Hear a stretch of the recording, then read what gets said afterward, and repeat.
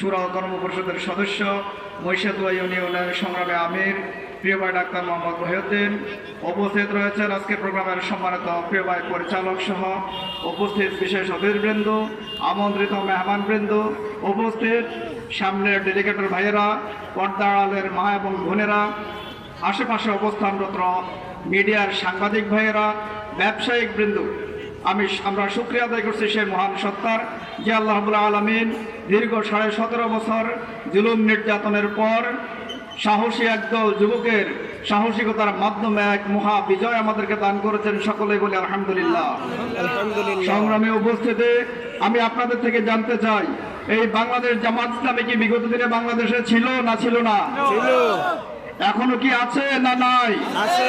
আগামী দিনে কি থাকবে না থাকবে না? আমরা আজকের এই মহিষাদুয়ার বিশাল কর্মী সম্মেলন থেকে দীপ্ত কণ্ঠে ঘোষণা করতে চাই, বাংলাদেশ জামাত ইসলামী তার প্রতিষ্ঠার লগ্ন থেকে ভারতের পরাজিত শক্তিগুলো বড় বড় জুলুম টর্চার করে নির্যাতন করে পৃথিবীর জমিন থেকে এই বাংলাদেশ জামাত ইসলামীকে হুমকি দিয়ে মূলত জামাত ইসলামীকে নয়, মূলত তারা ইসলামী আদর্শকে মুছে দেওয়ার ষড়যন্ত্র করেছে। আমরা এই সম্মেলন থেকে দেখিয়ে দিতে চাই, জানিয়ে দিতে চাই, বিগত দিনে যারা ষড়যন্ত্র করেছে ইসলামের আলোকে নিভিয়ে দিতে তারা ব্যর্থ হয়েছে। বর্তমানে যারা ষড়যন্ত্র করছে, আগামী দিনে যারা ষড়যন্ত্র করবে, ইসলামকে কখনোই তারা নিষিদ্ধ করতে পারবে না।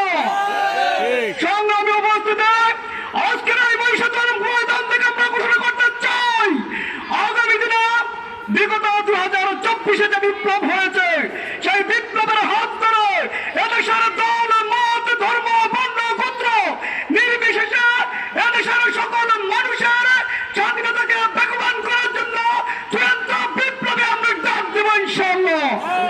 সর্বোপরি সকল চূড়ান্ত বিপ্লবের প্রস্তুতি গ্রহণ করার জন্য সবাইকে উদাত্ত আহ্বান জানিয়ে আমি আমার বক্তব্য শেষ করছি। আল্লাহ হাফেজ। বাংলাদেশ জিন্দাবাদ, বাংলাদেশ জামাত ইসলামী জিন্দাবাদ। আসসালামু আলাইকুম রহমতুল্লাহ।